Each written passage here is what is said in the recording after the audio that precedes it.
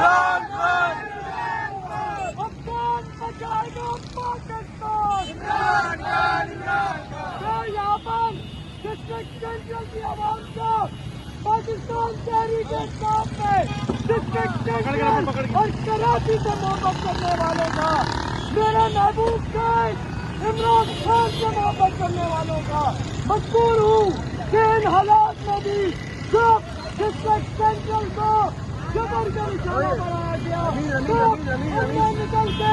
ये वोट आज साबित कर दी कि आप वीडियो बनाओ पीछे इमरान खान, अफगान बचाएगा पाकिस्तान, मेरी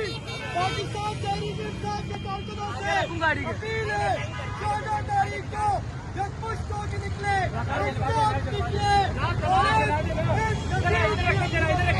पैगाम दे अगर तुमने पाकिस्तान से